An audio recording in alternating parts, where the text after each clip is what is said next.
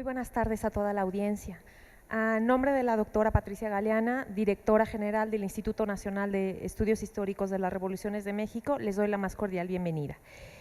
La tarde de hoy vamos a continuar con nuestro curso anual, ya estamos terminando ya con la última de las décadas que iniciamos a principios de año. Y para continuar nos acompaña esta tarde el maestro Ramón Carlos Torres Flores, de quien voy a leer una breve semblanza curricular para que podamos aquilatar su presencia la tarde de hoy. El maestro Ramón Carlos Torres Flores es licenciado en Economía por la Universidad Nacional Autónoma de México, diplomado en Planificación del Desarrollo y Evaluación de Proyectos por la Comisión Económica para América Latina y el Caribe de la Organización de Naciones Unidas y maestro en Administración Pública por la Universidad de Harvard. En la actualidad es investigador del Programa Universitario de Estudios del Desarrollo de la UNAM. Ha sido docente en las Facultades de Economía de la UNAM, el ITAM y la Universidad de Anáhuac, así como de la Maestría en Administración, Planeación y Economía de los Hidrocarburos en la Escuela Superior de Ingeniería y Arquitectura del Instituto Politécnico Nacional. Como parte de la Administración Pública, se ha desempeñado como Director General de Energía y Actividades Extractivas en la Semarnat, coordinador ejecutivo de Planeación Petroquímica y gerente de Promoción Industrial en Pemex, director de Promoción de Proyectos y gerente de Programación Industrial en Nacional Financiera, economista en la Comisión Económica para América Latina y el Caribe y consultor de organizaciones internacionales como la Organización de las Naciones Unidas para el Desarrollo Industrial, ONUDI, el Grupo de Países Latinoamericanos y del Caribe Exportadores de Azúcar, GEPLACEA, y el Programa de las Naciones Unidas para el Desarrollo, PNUD. Es autor de publicaciones sobre temas de energía, bienes de capital y economía. Y esta tarde el maestro Ramón Carlos Torres analizará la situación económica de la década actual, de la década que estamos viviendo. Les recuerdo que por un principio de orden estaremos pasando a lo largo de la presentación de nuestro invitado con formularios para que ustedes puedan escribir, anotar ahí sus preguntas, dado que si ustedes hacen las preguntas de manera oral no las podemos registrar y nuestros seguidores por Periscope tampoco las podrían escuchar. Así que por un principio de orden y también pues para incluir a nuestros seguidores de las redes sociales, hacemos esa metodología, la cual les pido que la respetemos y que la acatemos pues por el pues incluir a toda la población que le interesa este curso. Así que ya, sin más preámbulo, le cedo la palabra a nuestro invitado de hoy. Bienvenidos y bienvenido al maestro Ramón Carlos Torres. Muchas gracias.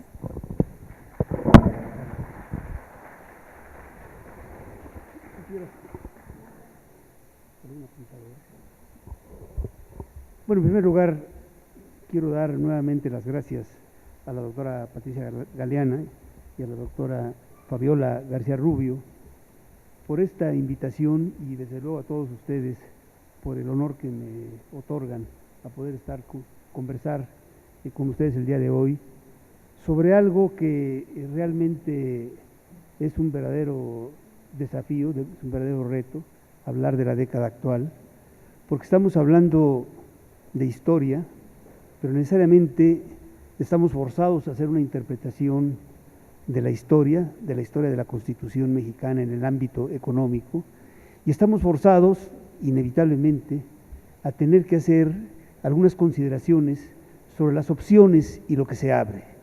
Es decir, estamos en esa bisagra entre el pasado, el presente y el futuro, que es todo un desafío porque involucra algo más que una acuciosidad historiográfica. Implica cierta audacia crítica, implica cierta sensibilidad para poder interpretar nuestra historia y para poder aventurarse a ver las opciones, las posibilidades que plantea este momento actual. La economía mexicana, mi propósito en la conversación con ustedes es hablar, por supuesto, de la economía mexicana ahora que se concluye en 2017 el centenario de los festejos del centenario de la Constitución de 1917. Por supuesto, pretendo abordar los desafíos, el programa de gobierno y los resultados de la administración del sexenio actual de Enrique Peña Nieto. Voy a hacer mucho énfasis en las reformas estructurales, en las llamadas reformas estructurales, porque considero que esto es algo que merece profundizar por la trascendencia, porque ha significado todo un impacto en el devenir histórico del país y porque a mi modo de ver está insuficientemente conceptualizado. Es algo que dice mucho y no dice nada, ¿no? Y es algo que ha provocado una enorme cantidad de reacciones, casi todas ellas adversas, sobre lo que cómo ha impactado no solamente en la economía, sino en el momento histórico del país y por supuesto en nuestra legislación, en nuestra Constitución. El tercer propósito es provocar. Me gustaría, ¿verdad?, abrir un momento de reflexión sobre el debate nacional que tenemos actualmente a raíz de esta historia económica que culmina en esta década de la Constitución de nuestro país. Esta década es una década de profundas inflexiones. Los dos primeros años, 2010-2012, terminan los gobiernos panistas, los únicos en 100 años de la Constitución mexicana, los únicos que no fueron emanados de la Revolución Mexicana, sino que por lo contrario, el partido, el PAN, se erige, se establece, se funda como una oposición a los principios de la Revolución Mexicana. Y ese partido que estuvo presente, que tomó el poder por la vía de las elecciones de 2000 y estuvo de 2000 a 2012, termina su periodo y pierde el voto popular y viene un cambio de gobierno, una vuelta al sistema del partido político hegemónico que estuvo presente anteriormente al arribo del PAN. Y luego han transcurrido 5/6 de la administración de Enrique Peña Nieto. Durante esta década va a concluir la administración de Enrique Peña Nieto. Estamos festejando el centenario de la Constitución. Se ha iniciado ya, de hecho, el proceso de elecciones, el proceso de designación del nuevo gobierno.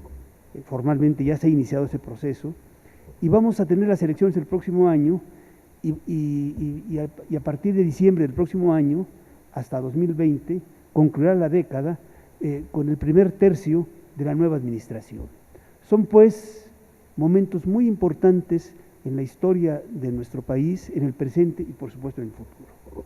Y aquí una cosa sobre lo que yo voy a insistir en la conversación con ustedes es que en esta década, si algo se ha puesto sobre la mesa, si algo está en debate, si algo está en el sentimiento de la nación, es el proyecto de país. Este proyecto de país que siempre está en construcción, a veces en destrucción, pero que siempre está en evolución, durante esta década se volvió especialmente importante como debate. Hay una profunda insatisfacción para casi todos los mexicanos, digo para casi todos porque como vamos a ver, pueden haber distintos posicionamientos y hay quienes pueden quedar satisfechos por lo que está sucediendo, pero hay una profunda insatisfacción, hay una enorme incertidumbre porque los pilares sobre los que se sustentó este proyecto de nación, todo parece indicar que no pueden seguir funcionando. Hay una debilidad de los mecanismos institucionales de debate, es decir, los partidos políticos, el Congreso de la Unión, las organizaciones sociales, las propias organizaciones empresariales, es decir, son mecanismos institucionales en donde el debate no es fácil. Nos hemos vuelto los mexicanos muy sordos y muy enojados, y esta es una cosa que se ve muy de esta década. Hay unas mutaciones en la inserción externa, lo que antes podía ser más o menos claro, más o menos fijo, que era la posición de México frente al exterior, frente a los Estados Unidos, frente a América Latina, cualquiera que sea la posición, se ha vuelto de cambios profundos. Es decir, el arribo de Trump al gobierno de los Estados Unidos ha modificado la silueta internacional y ha hecho que eso que estaba dado, que estaba definido, ahora está en entredicho. Por otra parte, hay un resquebrajamiento de los pactos sociales, políticos y económicos que se puede ver en muchos aspectos. Dicho esto, yo me planteo y quiero compartir con ustedes 3 preguntas La primera es, ¿cómo ha sido la evolución de la economía en el sexenio de Enrique Peña Nieto? Ahí voy a centrarme. 2, ¿cuál es el significado y la trascendencia de las llamadas reformas estructurales en el ámbito de la economía, que han sido el eje central de la política económica de este sexenio?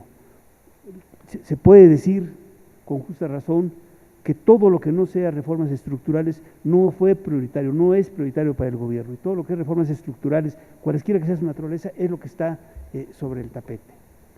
Y la tercera pregunta, que yo no la voy a contestar y que más bien quisiera invitarlos a que reflexionáramos sobre ello: ¿qué escenarios prospectivos se nos presentan ahora?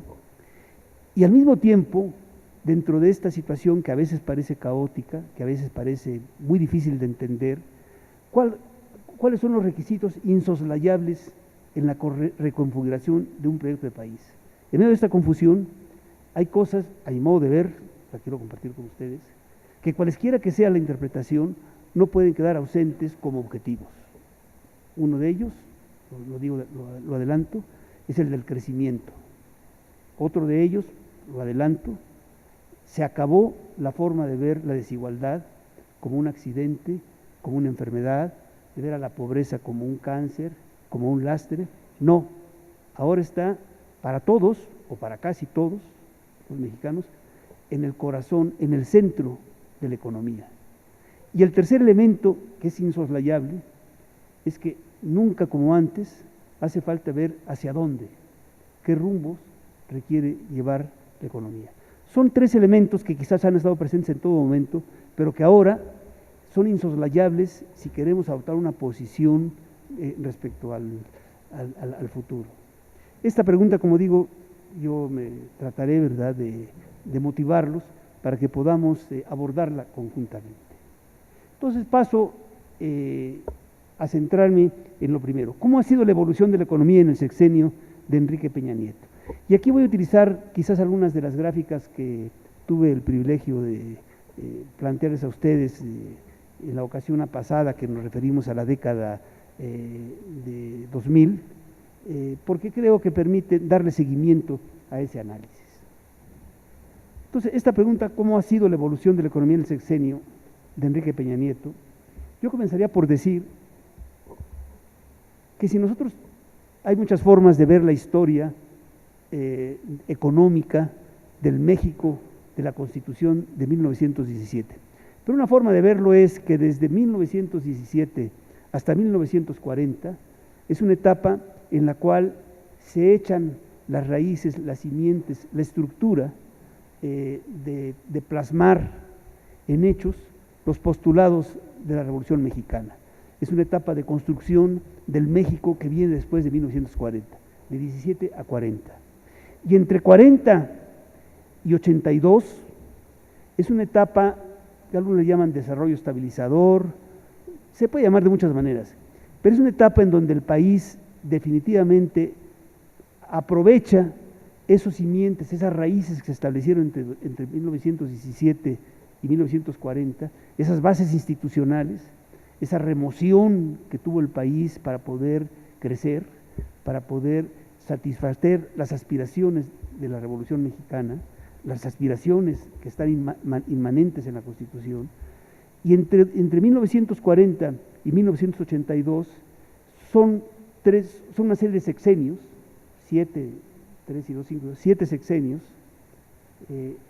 en donde se logra un crecimiento, son los tres bloques que aparecen arriba, un crecimiento del Producto Interno Bruto muy alto, por eso están arriba, en algunos momentos muy poca inflación, por eso algunos están muy a la izquierda, y otros con una inflación muy acelerada. Pero en todos los casos son sexenios en donde los crecimientos del Producto Interno Bruto fueron muy altos. Y esto fue como consecuencia de que hubo mano de obra que se incorporó a la urbanización, que se incorporó a la industria, hubo un crecimiento de la industria, se establecieron industrias básicas, se aprovecharon los recursos naturales, y hubo un Estado que promovió el desarrollo y una participación de los particulares, de los privados, que también se sumó a este esquema de crecimiento del país y, por qué no decirlo, de bonanza. En los 40, que es lo que aparece ahí en medio, que son los sexenios de Manuel Ávila Camacho y de Miguel Alemán Valdés, el crecimiento de la economía oscila 6,58, 6,2, crecimiento, algo de inflación, sustitución de importaciones, y luego vienen los 50, los 60, con Adolfo Ruiz Cortines, Adolfo López Mateos, Gustavo Díaz Ordaz, en donde los crecimientos fueron aún mayores que los dos anteriores, 6,4%, 6,2%. Para quien no esté familiarizado con estos números, un crecimiento de 6% en la actualidad es un crecimiento colosal. Solo países como China o países como en algunos años la India o algunos países que han dado el gran salto histórico de crecimiento registran estas tasas. Y luego viene, después de los 60, a partir de 1970, los dos gobiernos de Luis Echeverría y de López Portillo, en donde se mantiene ese alto crecimiento, sigue habiendo en algunos momentos fuerte inflación, pero con crecimiento, y sigue habiendo una sustitución de importaciones. Esos tres bloques, pues, que aparecen arriba, de alto crecimiento, corresponden a esa etapa de sexenios, de gobiernos, de política económica, de la situación económica, de alto crecimiento. Y luego viene, a partir de 1982, el bajón. Está con el mismo color que los anteriores, porque también fueron gobiernos emanados del Partido Revolucionario Institucional. Están los gobiernos de Miguel de la Madrid, de Carlos Salinas de Gortari y de Ernesto Zedillo, en donde las tasas de crecimiento de ser de 6% y más de 6%, bajan a 3,9%, a 0,3%, a 3%, es decir, son crecimientos muy escasos que apenas compensan el crecimiento de la población y en algunos casos, como en el caso de Miguel de la Madrid, el sexenio, ni siquiera eso. Y también son de una inflación relativamente alta. Y después de eso vienen los dos, con el otro color, el bloque de los dos gobiernos que veíamos de Vicente Fox y de Calderón, en donde el crecimiento de la economía, de nuevo, es muy modesto, apenas cubre ni siquiera en un 1% a nivel per cápita, a nivel de habitante, el incremento de la producción. Con baja inflación, con estabilidad. Y luego viene el sexenio actual, que es donde quiero entrar, en donde ha sido el sexenio de más bajo crecimiento, excepto el de Miguel de la Madrid, de más bajo crecimiento prácticamente en todo este ciclo que acabamos de ver. Es decir, gracias.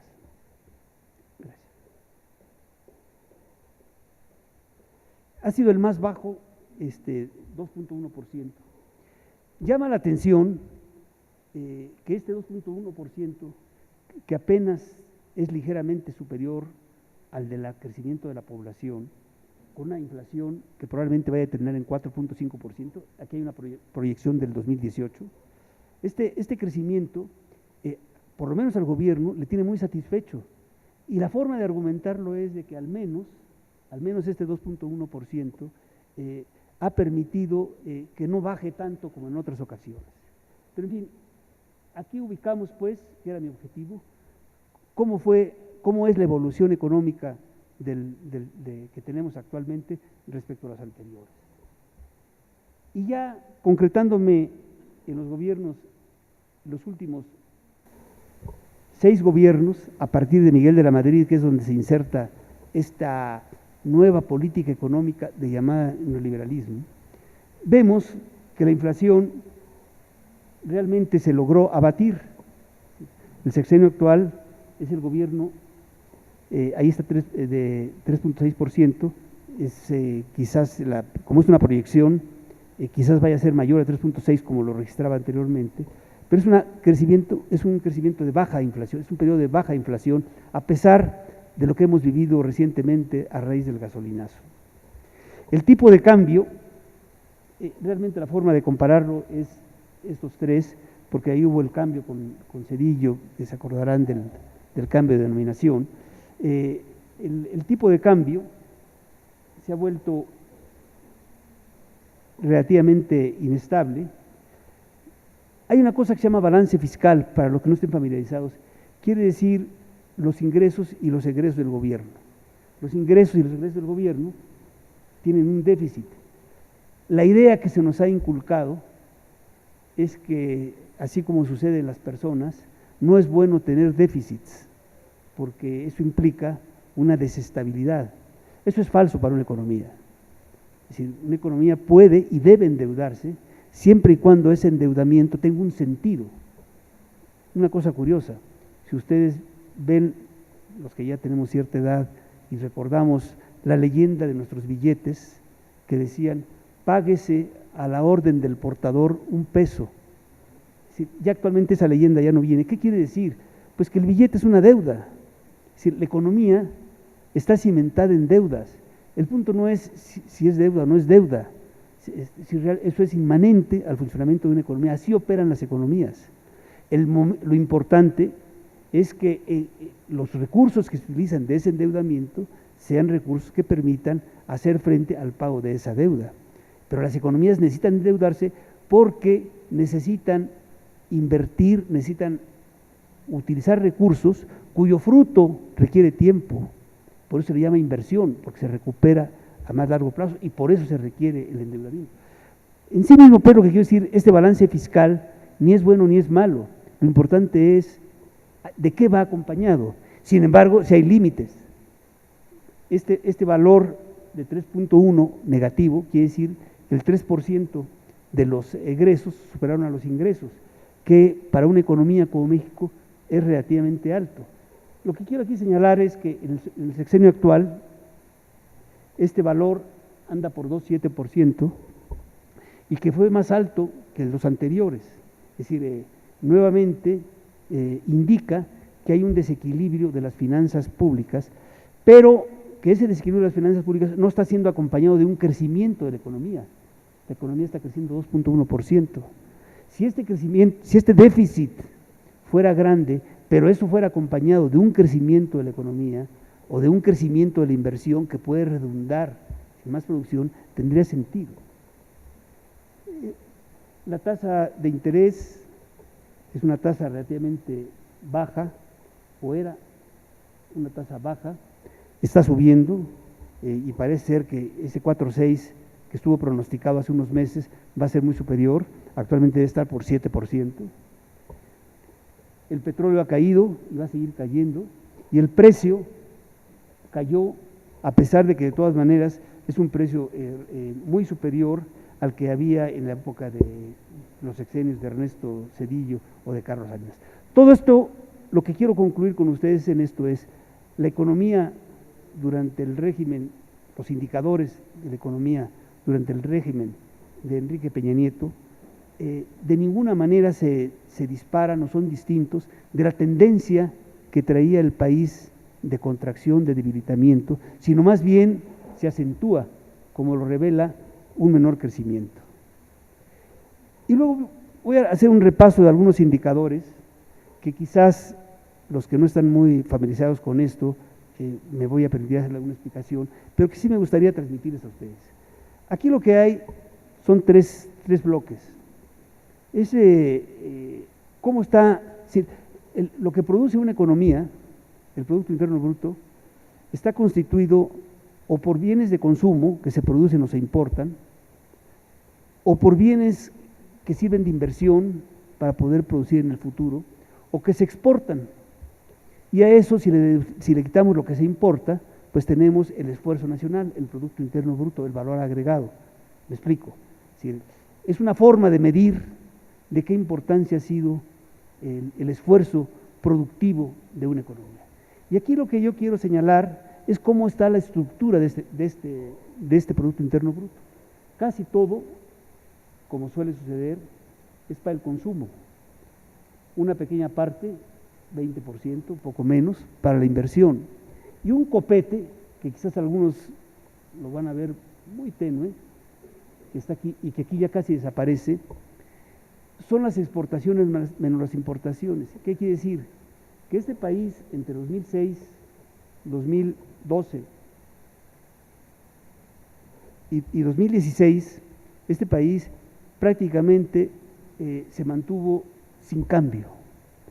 Es un esfuerzo productivo en donde casi todo lo que se produce o lo que se importa es para el consumo, donde no hay grandes cambios en la inversión, en donde la importancia relativa de las exportaciones se va disminuyendo hasta casi desaparecer, porque las importaciones han crecido más rápido que las exportaciones.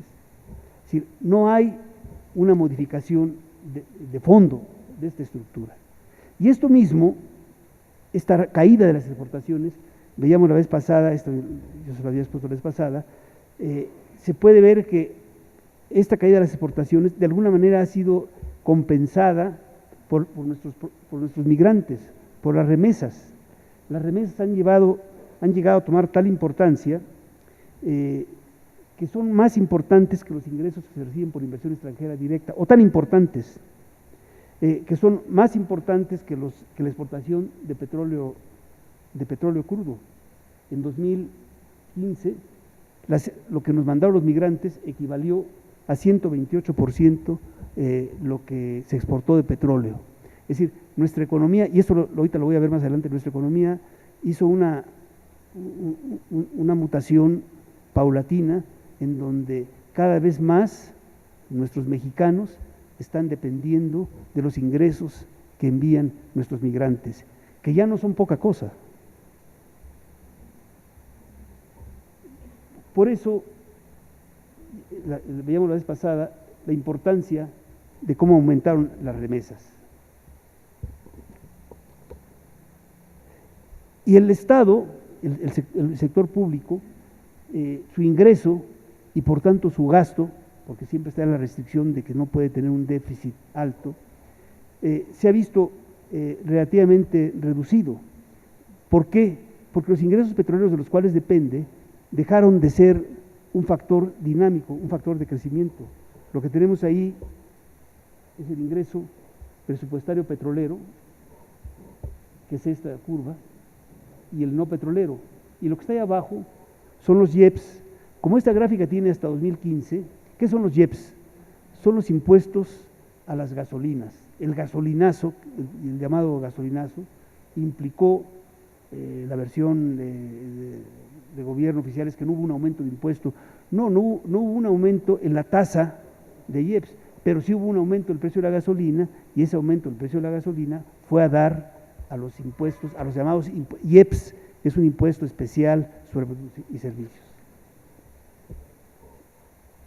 El otro elemento en esta evolución entre 2002 y 2016, particularmente entre 2010 y 2016, es que siguió esa tendencia del pasado en donde las remuneraciones de los asalariados crecen más lentamente que las remuneraciones del capital. Es decir, si yo sumo lo que recibe el capital y lo que recibe el salario, veo que cada vez más la economía, además de crecer muy poco, cada vez más ese crecimiento redunda en una mayor retribución para el capital y una menor retribución para el salario.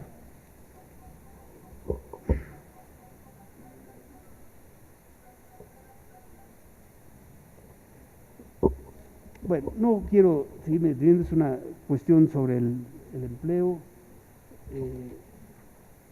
sobre la ocupación, pero aquí quiero detenerme. A lo que quiero llegar es que, y pocas veces en el discurso, en el análisis oficial se pone de relieve, es tratar de entender qué es nuestra economía en realidad después de este proceso. Y lo que hay aquí, lo que está aquí en esta columna, hay una palabra que dice primario, otra que dice secundario y otra que dice terciario. Y aquí está medido cuánto de lo que se produce proviene del sector primario, cuánto de lo que se produce proviene del sector secundario y cuánto proviene del sector terciario. ¿Qué es el sector primario? Como su nombre lo indica, es la producción primaria, la producción más que viene de los recursos naturales, la agricultura, la minería, el petróleo, son las actividades primarias. ¿Cuáles son las actividades secundarias? Las que se hace transformación de esos productos, las industriales. ¿Y cuáles son el sector terciario, los servicios de todo tipo, de transporte, de comercio, de finanzas, etcétera. Sí, lo que yo quiero compartir con ustedes es que la economía mexicana, quizás no es un atributo de la economía mexicana, pero el que no sea nada más atributo de la economía mexicana no quiere decir que no debamos verlo. Es decir, el grueso de nuestra actividad productiva está en un sector terciario, en un sector de servicios.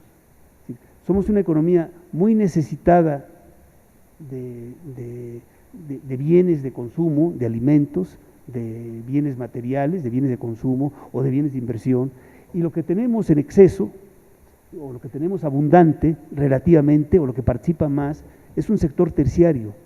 Esto no era antes así, esto había una evolución en todo el mundo, no digo que sea solo de México, pero lo que tenemos ahora es que el sector primario, si se midiera ahí con ese color lo que tiene, es unos cuantos puntos porcentuales del Producto Interno Bruto. ¿Sí? Casi por cada 10 unidades de producción que se producen en este país, ni siquiera llega uno lo que se produce en el sector primario. Lo demás es sector secundario, y lo fuerte es el sector terciario, que alcanza a ser 60%. Es una economía, somos una economía de servicios. Y esto se ha acentuado. Lo que está aquí es el sector terciario en 2006, antes de 2006, este sector terciario antes de 2012 y este sector terciario ahora. Y ese sector terciario ha ido creciendo mientras se mantiene el sector primario y el sector secundario se ha contraído. O sea, se puede observar, esto es 2006, este es el sector terciario, este es el sector secundario y este es el sector primario. En 2012, el sector terciario aumentó, ahora es 63, fue 63%, antes era de 60%, el sector primario se mantuvo igual y lo que decreció fue el sector secundario. Y en 2016, el sector terciario siguió creciendo, el sector primario siguió al mismo nivel, porcentualmente, y el sector secundario volvió a disminuir. ¿Qué quiere decir esto? Que bajita la mano, mientras la economía crece muy lentamente, mientras hay un crecimiento lento de los ingresos de los asalariados, nos estamos convirtiendo en una economía más de servicios.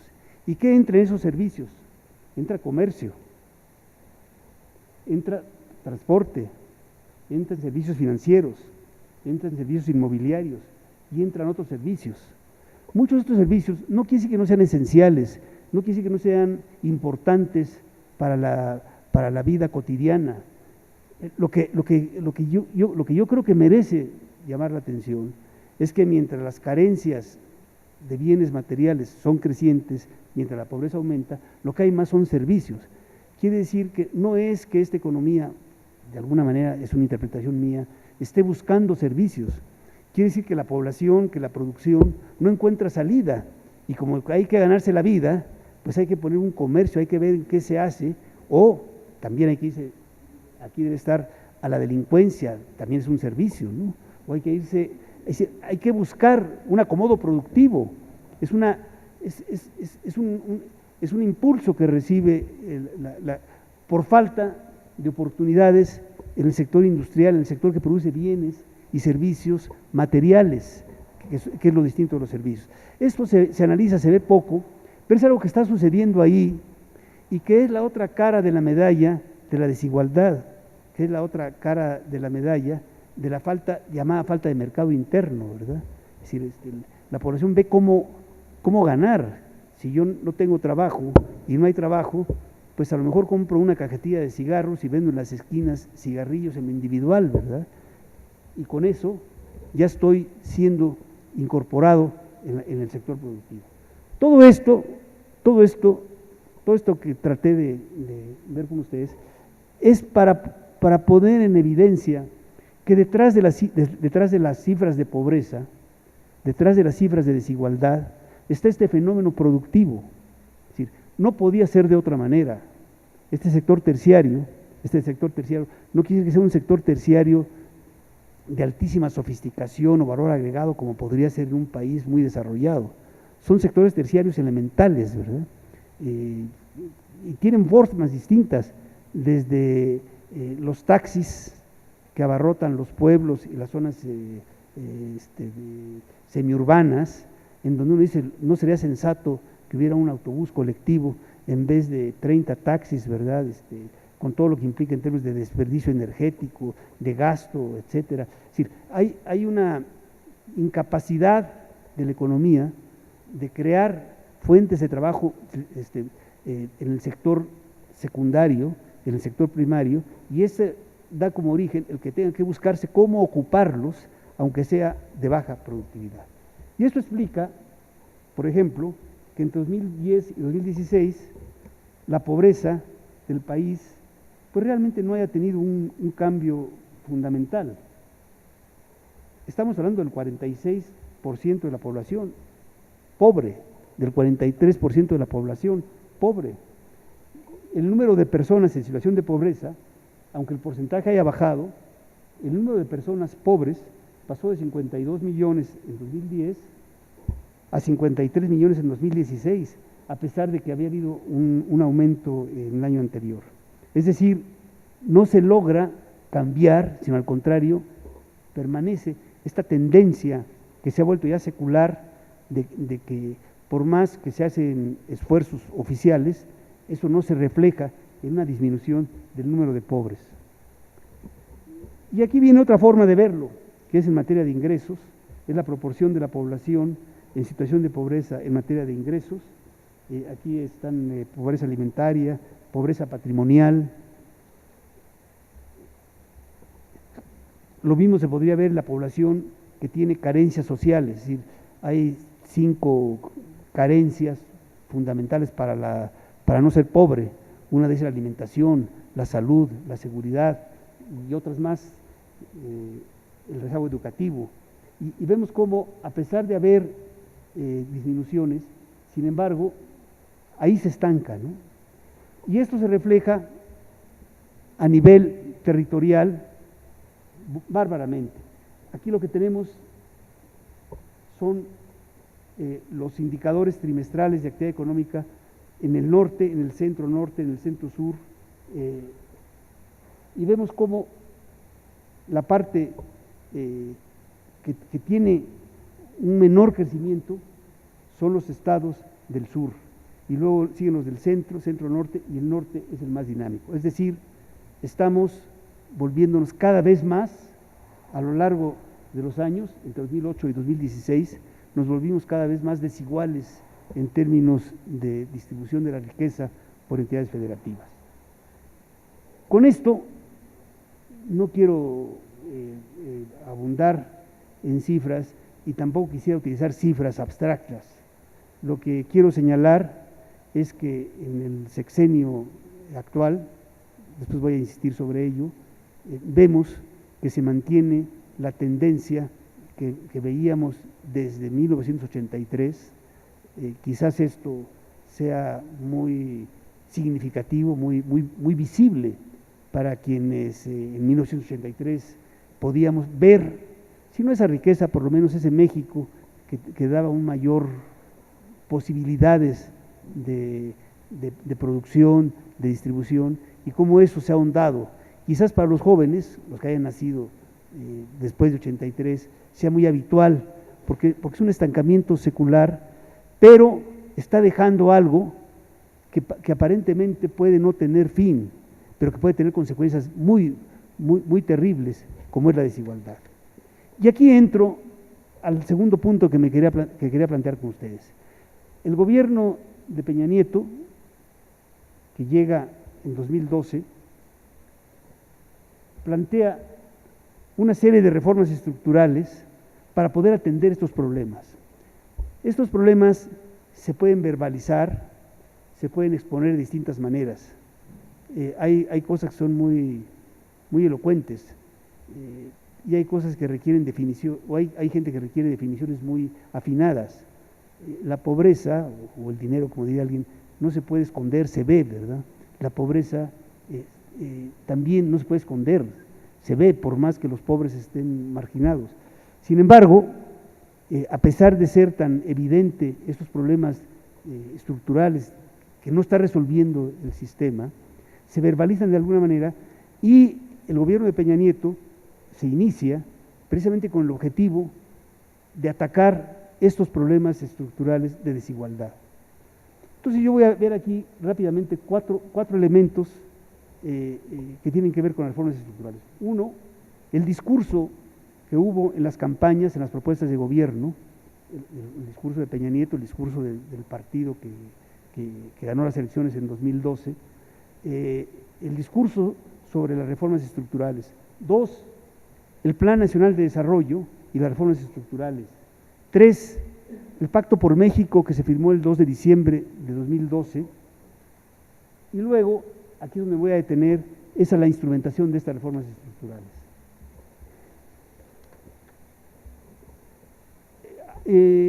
No me voy a detener en la parte de los discursos de Peña Nieto antes de llegar al poder o los discursos, los programas de gobierno del PRI. Es decir, me voy a detener en el Plan Nacional de Desarrollo, que es el documento oficial de gobierno que constitucionalmente tiene que formularse al principio de una administración. En los últimos 6 planes de desarrollo, desde 83 a la fecha, se han establecido objetivos nacionales muy coincidentes. Se habla de objetivo crecimiento, objetivo estabilidad, mejorar los niveles de vida y de calidad educativa y un fortalecimiento de la democracia. Y en los últimos 3 sexenios se ha dado más importancia al cumplimiento del Estado de Derecho, a la seguridad y a la paz. El Plan Nacional de Desarrollo 2012-2018 no escapa a este planteamiento y tiene 5 elementos. Lo quise poner como está escrito porque quizás para algunos de nosotros casi ni lo leemos, ¿verdad? Porque quizás nos suene un poquito difícil de asirse, ¿no? México en paz, ¿verdad? Un objetivo, pues sí, México en paz. Y el Plan Nacional de Desarrollo pretende que se refuerce la confianza en el gobierno, pretendía, que se reduzca los índices de inseguridad y aspirar a una sociedad plena de derechos, activa en el cumplimiento de obligaciones y en el marco de una democracia, con seguridad, etc. El segundo elemento, México incluyente, que aquí ya tiene que ver más con economía, es cerrar las brechas de seguridad, de desigualdad social. Un objetivo, cerrar las brechas de seguridad social. Y se enfoca la acción para garantizar los derechos sociales. El objetivo de que el país se integre como una sociedad con equidad, cohesión social e igualdad sustantiva. Esto implica, lo dice el plan, el ejercicio de los derechos sociales de todos los mexicanos a través de un acceso a los servicios básicos de agua, de drenaje, de saneamiento, de electricidad, de seguridad social, de educación, de alimento, de vivienda digna, etcétera, etcétera. El tercer elemento, México con calidad, es una educación de calidad. Difícil definir qué es una educación de calidad, o mejor dicho, admite muchas definiciones, pero se propone el plan implementar políticas de Estado que garanticen el derecho a la educación de calidad para todos los mexicanos. En el documento, en el Plan Nacional de Desarrollo, se afirma además la necesidad de fortalecer la articulación entre niveles educativos vinculados a la ciencia, al desarrollo tecnológico y al sector productivo para generar un capital humano de calidad. El México próspero, que tiene que ver más con los aspectos de economía, el plan contempla detonar el crecimiento de la productividad en un clima de estabilidad mediante la generación de igualdad de oportunidades, crear una meta de condiciones favorables para el desarrollo a través de la regulación de la competencia entre empresas y el desarrollo de una política moderna de fomento económico. He querido traer casi textualmente elementos del plan, porque lo que quiero compartir con ustedes, lo que a mí me despierta de esto, es cierto nivel de abstracción respecto a lo que uno esperaría de un plan nacional de desarrollo, lo cual puede no estar mal como objetivo, ¿verdad? Pero uno quisiera algo más preciso y sí creo que al revisar estos objetivos, difícilmente hay muchos que se puedan quedar fuera.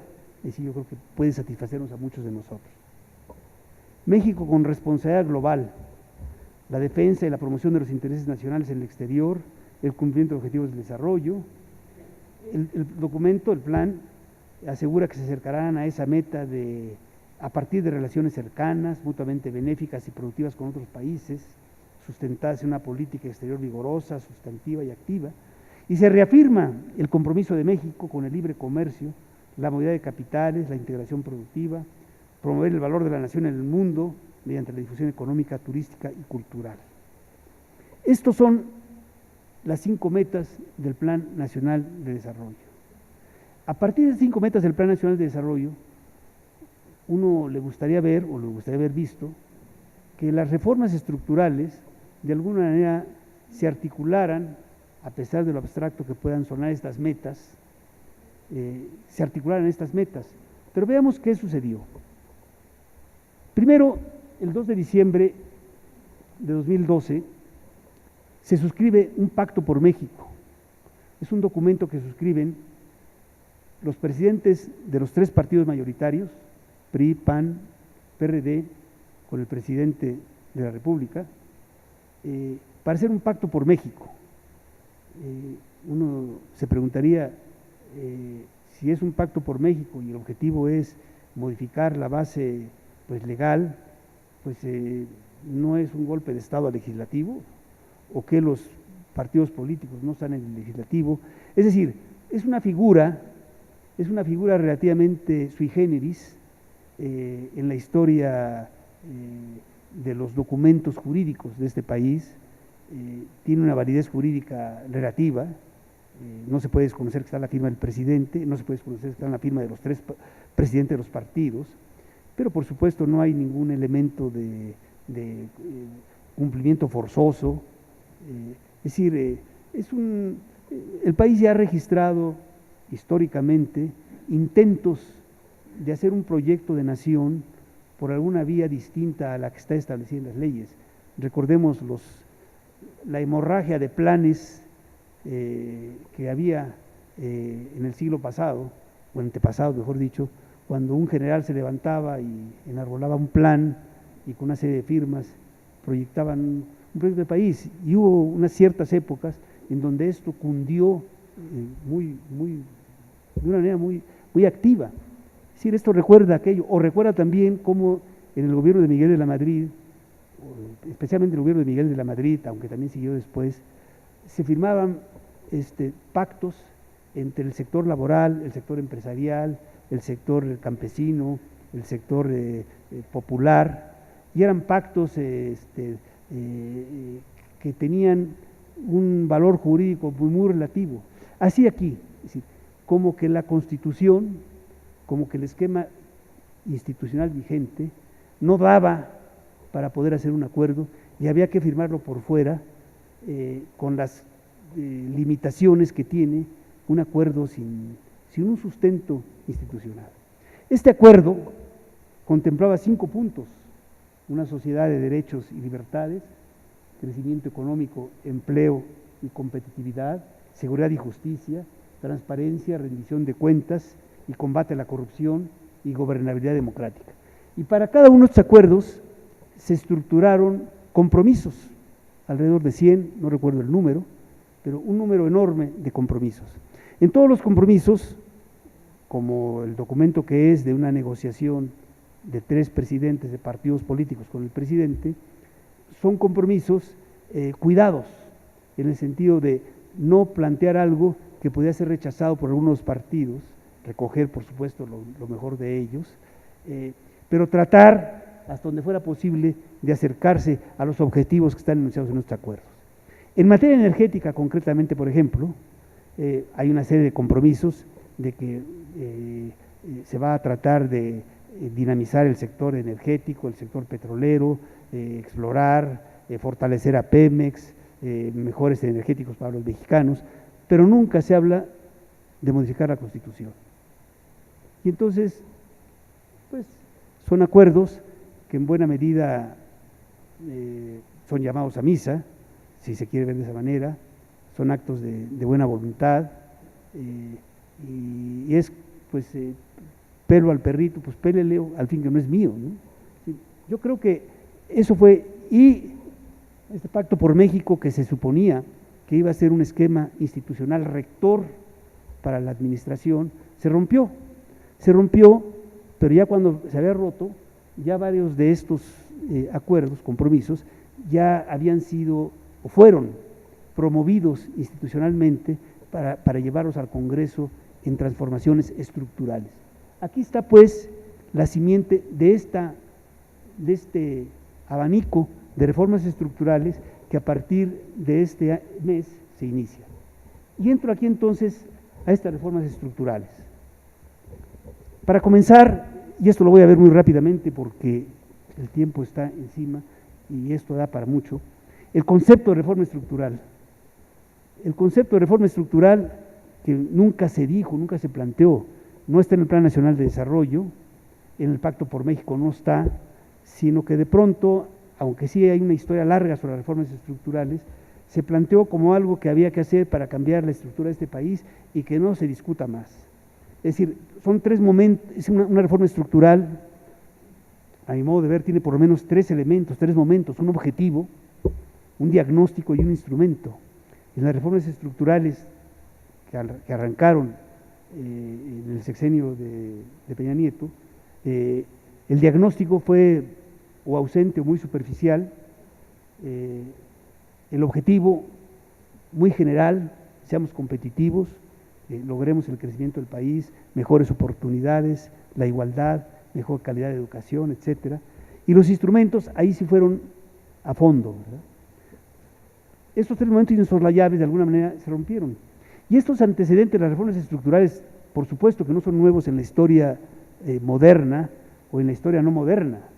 Recordemos las reformas borbónicas de la corona española, las reformas estructurales que planteaba como contraposición a la revolución en la época que se discutía sobre el socialismo utópico y científico, el estado de bienestar de Bismarck, las reformas que se plantearon después de la Segunda Guerra Mundial para los países en vías de desarrollo, el tercer mundo como una conciliación ante el fin del bipolarismo.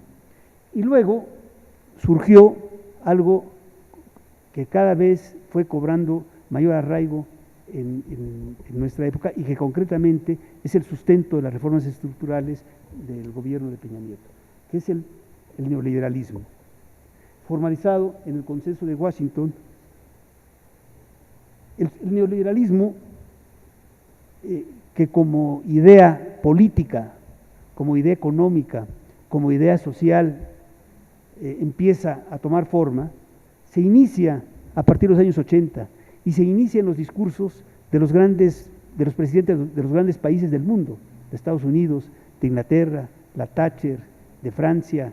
Es decir, empiezan a plantear, sobre todo ante lo que era la época del bipolar, la reacción de Occidente frente al socialismo, una idea de administración de gobiernos.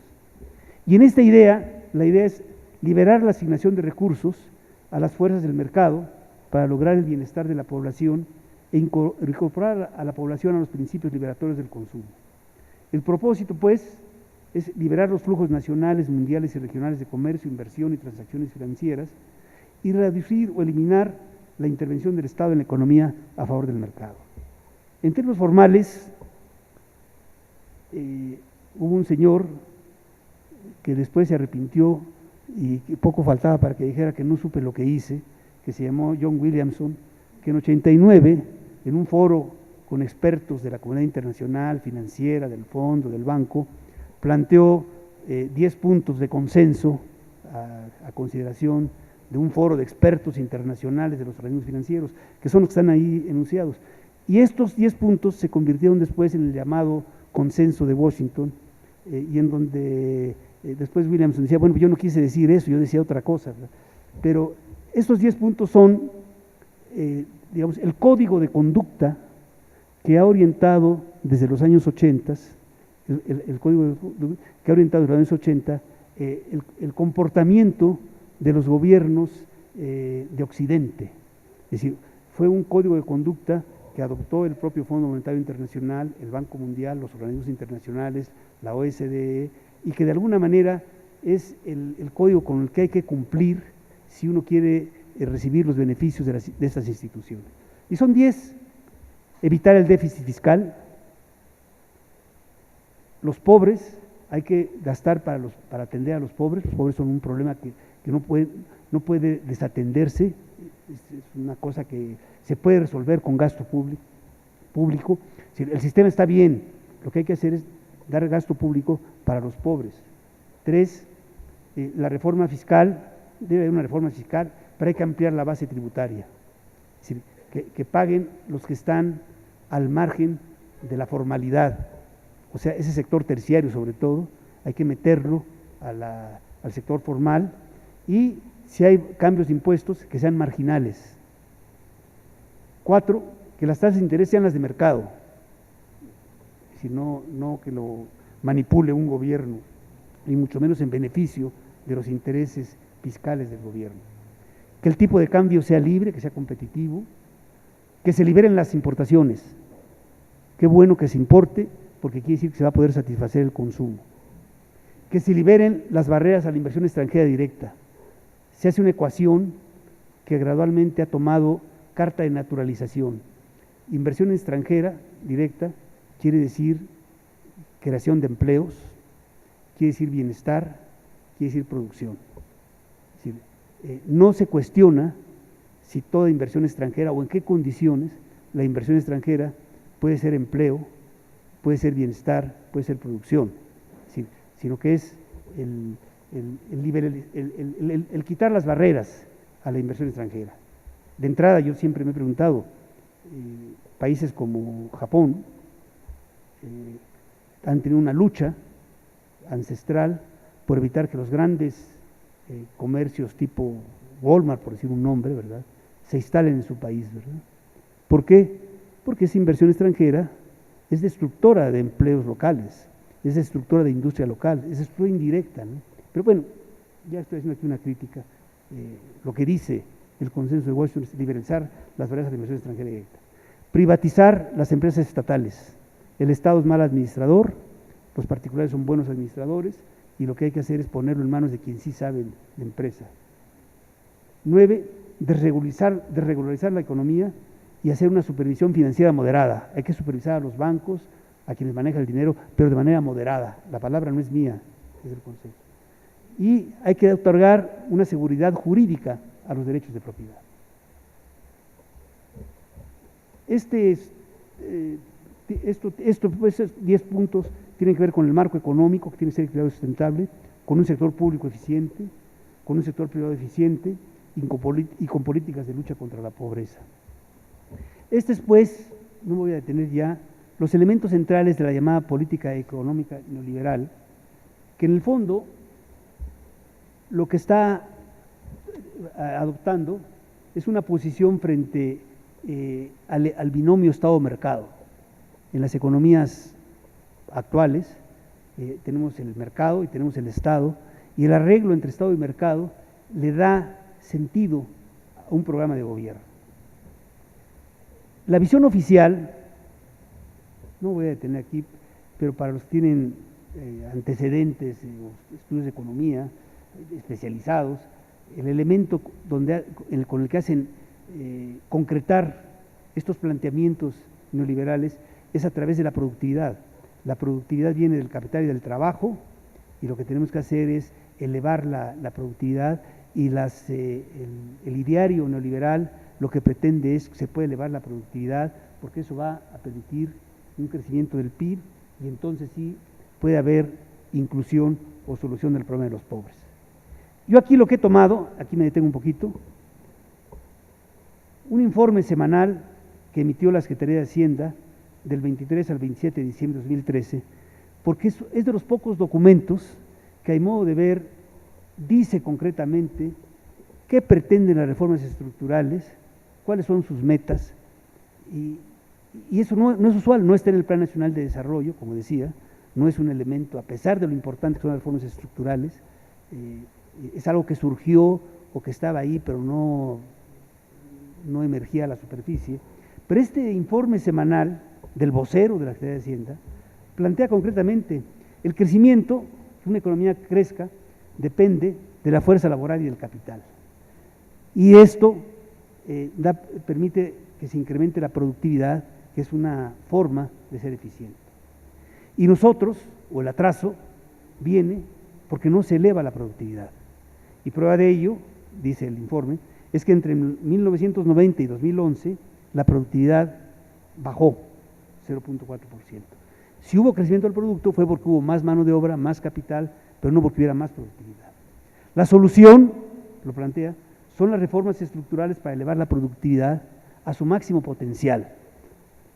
No voy a detener, pero le puse interrogaciones porque esto de máximo potencial, pues cada quien lo puede interpretar como quiera. Ahí hay un modelo que se maneja sobre lo que es un máximo potencial, que me parece que es algo maquillaje para justificar que puede haber bueno, lo digo más concretamente, es un modelo basado en elementos de demanda, no de oferta. Simplemente no está claro. Y lo que plantea el informe es, si no hacemos nada, en este sexenio vamos a crecer 3.5%. Eso fue en diciembre de 2013. Del 23 al 27 de diciembre. Con las reformas estructurales podemos crecer hacia 2018 en 5.3%. Y la contribución de las reformas estructurales puede ser la diferencia entre el crecimiento potencial con reformas y el inercial. O sea, las reformas estructurales pueden contribuir con 2.8%. Es decir, si ustedes recordarán las cifras que estuvimos manejando, el sexenio va a concluir con 2.1%, ni siquiera equivale ni al inercial ni a la contribución. Y entonces dice, lo que necesitamos es un México reformado que sea sostenido, incluyente, que sobrepase las limitaciones en productividad, que traiga crecimiento, que reduzca la pobreza, y el objetivo final es construir un México en paz, incluyente, próspero, con educación de calidad y con responsabilidad global, lo que mencionaba. Y para eso se pusieron en práctica la aprobación en 2013, nada más en 2013, de 13 reformas estructurales, una laboral, educativa, telecomunicaciones, hacendaria, financiera y energética. Las que tienen que ver más directamente con la economía, pues son por supuesto la laboral, la educativa, telecomunicaciones, hacendaria, financiera y sobre todo la energética. La laboral planteaba, dentro del enfoque neoliberal que les mencionaba, lo que le llaman flexibilizar el trabajo. Es que, ¿qué quiere decir? Todo el esquema neoliberal lo que ve es el esquema de mercado. Bueno, no todo lo que ve. La esencia conceptual es el mercado. Y el mercado es oferta-demanda. Entonces, si se disminuye el costo de contratar trabajadores, esto permitirá impulsar el empleo formal al crear nuevas modalidades de contratación que incluyen contratos flexibles de trabajo. Debe haber certeza jurídica para reducir los costos del empresario por separación de trabajo, simplificar los acuerdos de demandas laborales, poner un tope a las compensaciones por beneficios no justificados. Es decir, todo un planteamiento que finalmente llevó a la reforma de la Ley Federal del Trabajo y una mejora en la organización del trabajo dentro de la empresa, ya que la productividad y las habilidades laborales tomarán prioridad sobre la antigüedad como criterio para ocupar vacantes, o sea, aumentará la inversión para el capital humano. La educativa. La educación es un problema, es un aspecto de oferta y demanda. De lo que se trata es de elevar la calidad de la educación. Y para elevar la calidad de la educación hay que elevar la calidad de la oferta educativa. Son los planteamientos de la reforma.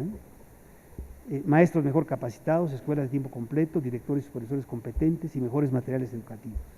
Y para eso hay que, a través de un sistema nacional de evaluación, educación y servicio profesional docente, flexibilizar la oferta y hacer concursos que evalúen conocimientos y capacidades para reducir las interferencias sindicales en plazas. Hay que crear mejores espacios físicos y la pregunta es, que yo me hago, ¿se puede reducir a un problema laboral de mano de obra la educación? Y el proyecto educativo o la educación es una cuestión de oferta y demanda, así está concebido, así se concibió en la reforma educativa. Después ya hubo cambios y ajustes. El modelo educativo surgió después como un elemento fundamental. En telecomunicaciones también es una cuestión de calidad y precios. El objetivo es democratizar la productividad, generar mayores participación de diferentes y promover la modernización. Los mejores precios van a permitir una cobertura en infraestructura, promoción de la competencia, inclusión digital universal, agenda digital, parece que hay que crear la Comisión Federal de Competencia, etcétera, etcétera. Hacendaria, hay que hacer una progresividad para quien menos tiene, menos pague. El objetivo es crear prosperidad, inclusión y equidad, y lo que hay que hacer son procedimientos simplificados para nuevos empresarios y formalización de negocios existentes, cumplimiento de obligaciones tributarias, reglamentar las responsabilidades fiscales, ahorrar en tiempos de crecimiento y limitar el gasto corriente. Y la pregunta que yo me hago, ¿se pueden alcanzar esos objetivos sin modificar el régimen impositivo? ¿De cuánto? ¿De quién? La reforma bancaria, más crédito, más barato, y la prioridad son las pymes, y lo que se hizo fue hacer una reforma sanitaria con la idea de reducir la tasa de interés y aumentar el crédito bancario. La tasa de interés ahora está en 7%, mucho mayor de lo que se preveía. El crédito bancario se da crédito para el consumo, para las tarjetas, pero no para la producción y mucho menos para las pymes. En fin, y la energética. El objetivo es atraer inversiones, impulsar el desarrollo con responsabilidad social, proteger el medio ambiente, reducir riesgos financieros, geológicos y ambientales, modernizar a PEMEX CFE, insumos baratos para producir energía, crear un fondo petrolero para evitar el manejo irresponsable de fiscales. En el fondo, abdicar a favor del mercado la propiedad de los hidrocarburos, que dejen de ser propiedad del Estado, romper con la exclusividad del Estado, el dominio directo de la nación, y ese fue el planteamiento. Con esto, dice la Secretaría de Hacienda, con esto vamos a poder tener un conjunto de reformas estructurales que van a impactar el PIB en 0.3% la de telecomunicaciones, 0.2% la de Hacienda, 0.4% la financiera y 1% la energética. Es decir, hacia 2018 vamos a tener pues con estas reformas estructurales estas pretensiones. Y todavía más precisión, ahí está el 5.3 de que se hablaba para 2018 y cómo ellas contribuyen. Este fue el ramillete de reformas estructurales que se pusieron en práctica. ¿Y cuál es la realidad? No voy a detenerme, mejor dicho, no voy a detenerme en ello, pero lo que quiero dejar planteado es, el planteamiento inicial es que la economía está creciendo al final del sexenio en 2.1%, que es la estructura productiva que tenemos, y que por lo menos la pregunta es, ¿y qué pasó? ¿Y qué pasa? Por supuesto que hay una visión oficial.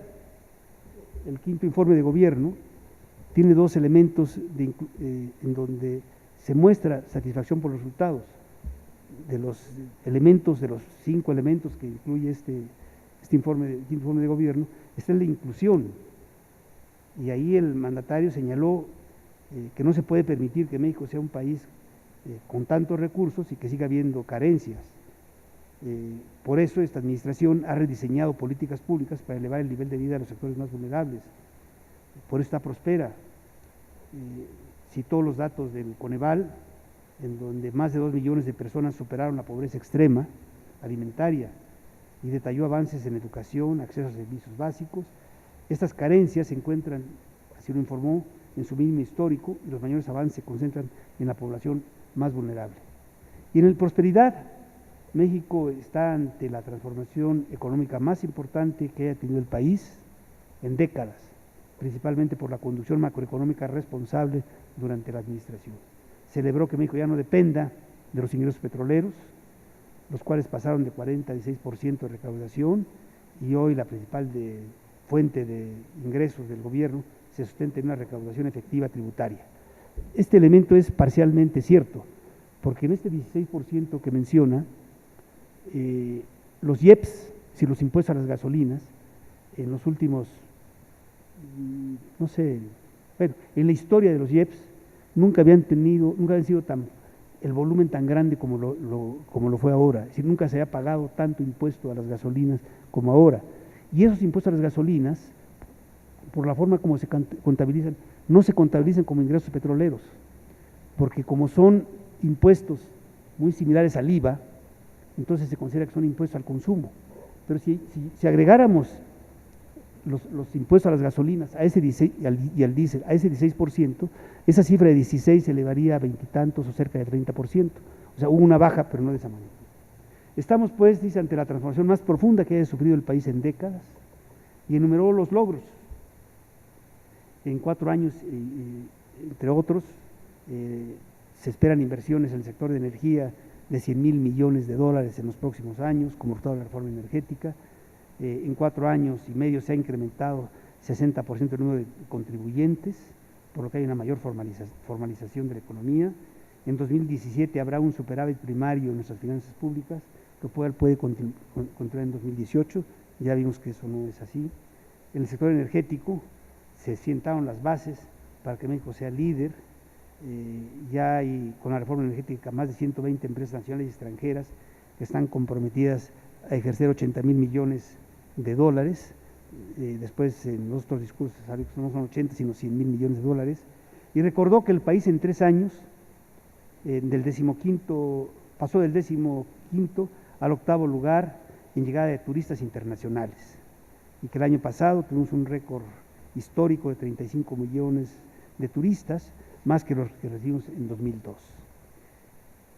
Simplemente lo quiero señalar, este es nuestro México, con una visión oficial, con un esfuerzo sexenal que se centró en estas reformas estructurales. Está el otro México de estas cifras, está el otro México que poco se ve, que es el México productivo. Y lo que sí es cierto es que aquí hay un quiebre histórico,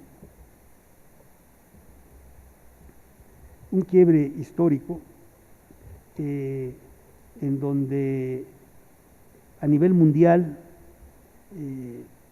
se cambió la forma como el mundo estaba organizado, el sentido de las naciones, y ahora estamos en un mundo en pleno reacomodo. No voy a entrar aquí en detalles, me paso de tiempo, pero quiero simplemente cerrar con la tercera pregunta que había planteado, con la idea de darle la voz a ustedes y que hagamos un diálogo. Ante esto, vemos, pues, que una misma realidad histórica admite en el tiempo presente, y por supuesto en términos de perspectiva, distintas formas de verlo, de encararlo. No puede ser de otra manera. Es decir, la historia lo que nos da es un recuento, y sobre todo cuando esta historia es reciente, pues las interpretaciones abundan. Yo simplemente quiero decir, como propuesta, que no es que haya 1 o 2 o 3 o 4 o 5 caminos. Es decir, eso no soy yo nadie para decir cuántos, ni creo que nadie se pueda atrever a decir cuáles son los caminos. Pero yo creo que hay algunas cosas que están en el tapete de nuestro México actual, a raíz de estos hechos y a raíz de lo que vivimos. Por una parte, está una posición económica de que aquí hay un logro en estas reformas estructurales, en estos cambios, y que si bien no se han producido los resultados esperados, están sentadas las bases para poder transitar hacia un México distinto. Basado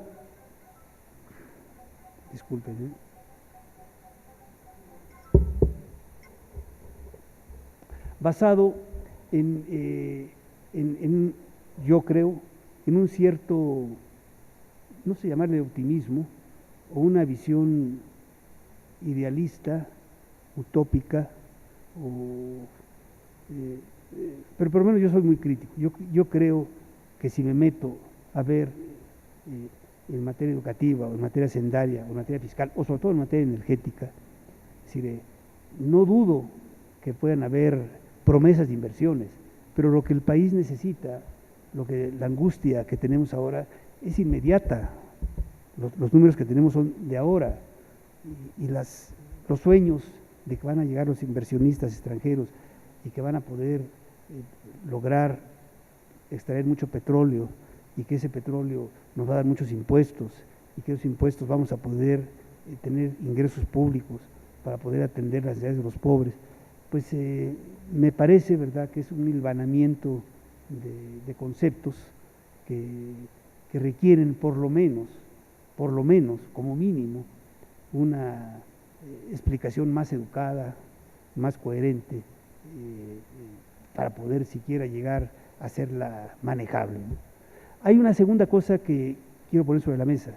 Recientemente, el día de ayer, se han dado a conocer lo que va a ser la plataforma de gobierno o electoral, la plataforma electoral que plantea como propuesta de gobierno de la coalición PAN, PRD, Movimiento Ciudadano. Yo iba a traer una síntesis de ello para conversar, pero me pareció que si la traía no los iba a dejar hablar, ¿no? Pero algo que quiero poner sobre la mesa es que es increíble la aceptación, a mí me sorprende gratamente, la aceptación de 3 partidos políticos que pretenden ir en coalición, la aceptación de que aquí hay un problema de desigualdad, de pobreza, un problema estructural que no puede seguir. Si ustedes revisan estos planteamientos, es sorprendente, con cifras bastante bien cocinadas, cómo se pone de relieve esto que acabamos de ver acá. Seguramente varios de estos cuadros que están ahí son mejores que los que yo les acabo de presentar, en donde se dice claramente, se plantea claramente, aquí hay un problema que no puede seguir así, de desigualdad del ingreso, de desigualdad de los ingresos de las personas, de desigualdad territorial, aquí hay un problema de falta de oportunidad, un problema de pobreza. Es increíble. Sin embargo, así como me sorprende esto, también me sorprende, y también me sorprende gratamente, cómo hay una serie de ideas que se han empezado a destilar en algunos círculos sobre qué hacer ante estas circunstancias tan delicadas que tenemos. Y hay una serie de cosas interesantes que aparecen en esto y que se los quiero adelantar. Se plantea, ¿verdad?, ahí como una posibilidad el de adoptar lo que se llama una renta básica. ¿Qué es esto? De alguna manera, el país ya lleva muchos años en donde hay ingresos públicos que llegan a grandes conjuntos poblacionales como un apoyo o como un derecho o como un estímulo, que pueden ser desde el apoyo que se da para un señor de arriba de X número de años, o los apoyos de Prospera, o los apoyos que se dan para la producción. Es decir, son verdaderos subsidios, pero estos subsidios se han vuelto ya parte del ingreso cotidiano de grandes conjuntos de la población. Yo no me puedo imaginar, para grandes conglomerados del campo, qué pasaría si se les quitan estos ingresos, porque ya viven de ellos, o para mucha población urbana que poco a poco ha recibido estos ingresos. O sea, lo que quiero plantear es que hay una cosa que se ha dado en México y en el mundo, que es dar dinero, dar una transferencia, algunos lo llaman subsidio, no me gusta el término subsidio, es el pago, en todo caso, de un derecho consagrado en la Constitución, o en los derechos humanos que están consagrados en la Constitución, por ser viejo, o por ser niño, o por ser mujer embarazada, o por ser mujer soltera, o por estar en condiciones de pobreza. En fin, cualquiera que sea la interpretación que se le dé, hay algo que ya ha cobrado fuerza de realidad. Y aquí se recupera, y esto se ha recuperado en el mundo, como que si en el mundo cada vez más la productividad del trabajo hace que el trabajo se expulse, entonces el mundo está ante un problema, porque cuanto más rentable, más productivo sea, menos trabajo se absorbe. Y cuanto menos trabajo se absorbe, hay menos ingreso. Y si hay menos ingreso, hay menos poder adquisitivo. Entonces aquí hay que hacer algo. Y lo que se ha planteado, y lo han planteado desde un señor como Carlos Slim, lo ha planteado, y en otros lugares del mundo, no es el único, y organizaciones, tenemos que ir hacia una renta básica en donde por el hecho de ser sociedad o por el hecho de ser humano viviendo en este país, o de haber nacido, se debe tener derecho a una renta básica, dado el nivel de productividad que tiene la economía global y demás, ¿no? Es decir, este concepto de renta básica no está puesto así en el documento, pero se recoge. Es decir, llama mucho la atención, pues, que además de un reconocimiento que hay de estos problemas graves, además hay el señalamiento de algunas cosas que empiezan a aceptarse entre los círculos no izquierdosos, pues, o no radicales, es decir, son cosas que parecen nuevas, seguramente para muchos de ustedes no sea nuevo, ¿no? O no sea una cosa que se haya sacado el sombrero, pero lo que sí hay es un cambio muy profundo, porque esta situación de problema económico que tenemos realmente se está desbordando y está siendo insuficiente el de los mecanismos como los que se diseñaron. Entonces, esto está ahí, y luego viene la parte que a mí me deja también perplejo, que es la ingenuidad, ¿no? Es decir, el decir que hay pobres, el decir que hay que dar ingresos a los pobres, es ya con eso un gran comienzo. Yo creo que no es un gran comienzo, es apenas el inicio para entrarle al verdadero problema, que es la estructura de poder que condiciona esa estructura económica, ¿no? Y ahí sí, y por eso hablo de ingenuo, ¿verdad? Porque se entra a un problema muy complicado político, de política, de cómo hacer para no solamente reconocer el hecho y no solamente apuntar soluciones que de alguna manera el mundo y nuestro país debemos ir hacia ahí, sino cómo hacerle desde el punto de vista político. Este es pues un escenario, el otro, no voy a referirme en detalle, yo creo que es así bastante conocido, son los planteamientos que ha hecho Morena, López Obrador, con el Partido del Trabajo, que son planteamientos que están más ventilados, no voy a detenerme, y también acaba de salir el día de ayer su planteamiento, y está el tercero que decía, que es el planteamiento oficial. Entonces, y luego hay una serie de planteamientos que se han hecho, si a ustedes les interesa, yo les sugiero que vean, por ejemplo, lo que se ha hecho en el seno de la universidad, el llamado nuevo curso de desarrollo, un grupo intelectuales universitarios que han planteado senderos. El país estamos pues concluyendo el centenario de la Constitución mexicana, en donde se cierra simbólicamente un ciclo, 100 años, pero al mismo tiempo se abre un ciclo en donde requiere que seamos capaces de interpretar mejor lo que han sido estos 100 años de Constitución y en particular estos últimos años. Iniciemos el debate, si les parece, y muchas gracias. ¿Sí?